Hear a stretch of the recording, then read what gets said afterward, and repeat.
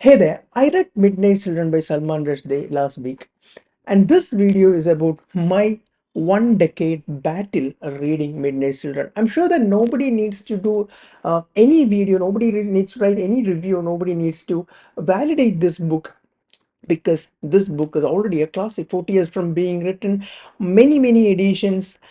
This is one of the most celebrated books available in literature now. Also, this is one of the most profound novels to be written about the Indian subcontinent. So this video, I'll talk to you about my 1 decade affair with Midnight Children. I'll tell you about my understanding of the story. I'll also try to discuss one very important concept, time, within this book. I'll also show you some of the sketches I made while reading this book. I first tried reading Midnight Children when I was 18. I was in 12th standard. I failed at around page 50. I had to give up at page 50. I succumbed to the weight of this book, to the history within this book. I had the edition with the photograph of a women dancing. Not a fan of that of that edition. And ever since then, I attempted. I had to sell that. I out of sadness, I sold that book at the second-hand bookshop here, and I bought a different book.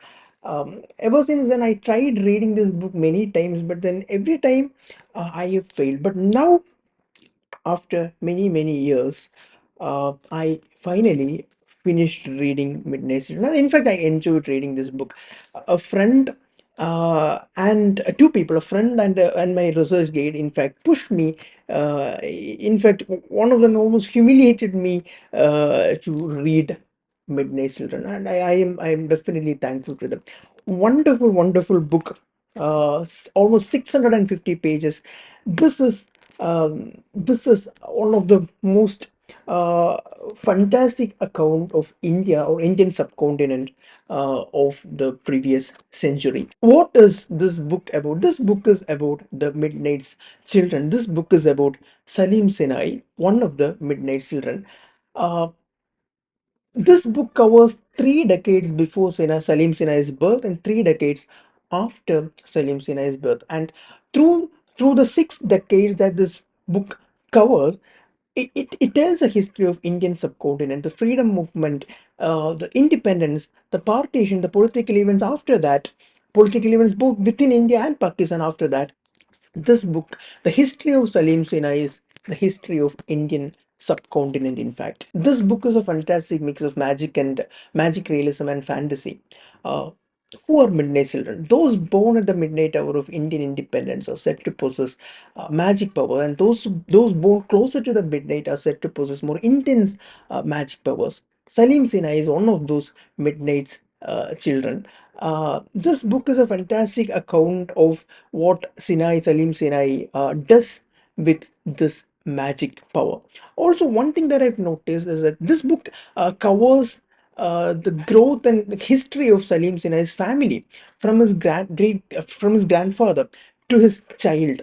Uh, and through the history of Salim Sinai's family, this book also speaks about migration from Kashmir to Agra, from Agra to Mumbai, from Mumbai to Pakistan, and then back to Bombay. This book is also about migration of people within the Indian subcontinent. One very important concept that I want to discuss regarding this book is time. If you've read the novel, if you're planning to read the novel, I'm certain that you would notice how Rushdie makes use of the concept of time.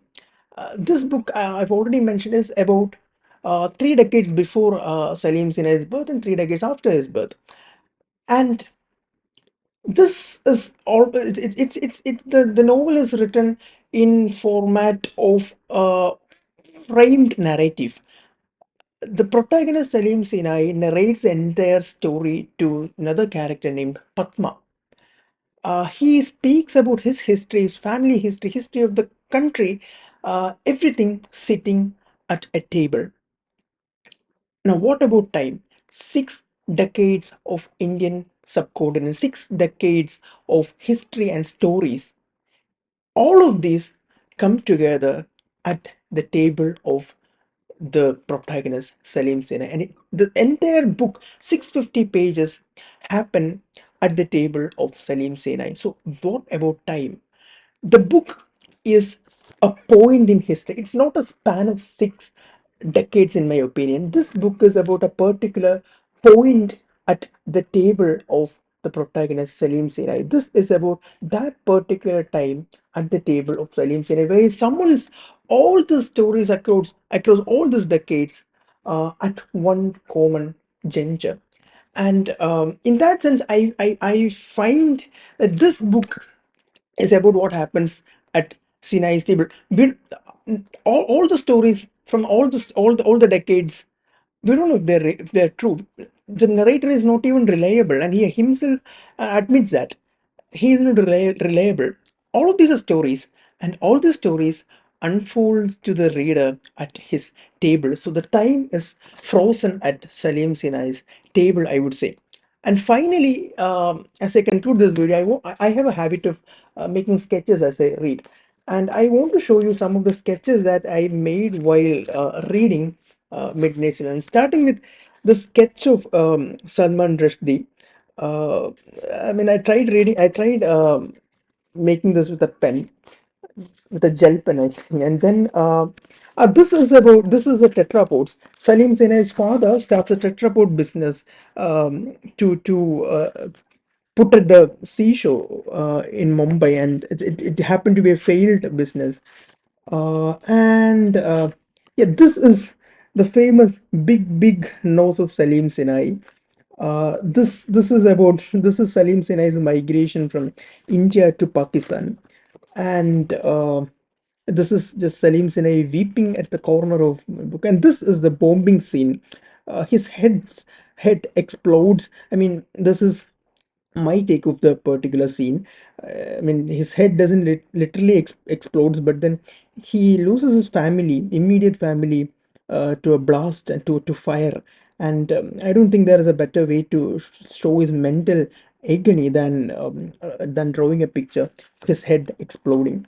Then I have a habit of listening to music sometimes as I read books, and I happen to listen to this particular raga, Desh Raga, instrumental music in Desh Raga while I read Midnight Session, and I try to put the notes here.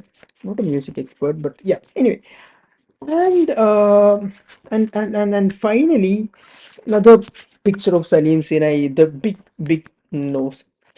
So, as I conclude this video, I've also read three other books by Rushdie. One is Harun and the Sea of Stories, then 2 years, 8 months, and 28 nights, another novel by Salman Rushdie, and his most recent book, Knife, which is about his account and survival after he got stabbed at the public venue.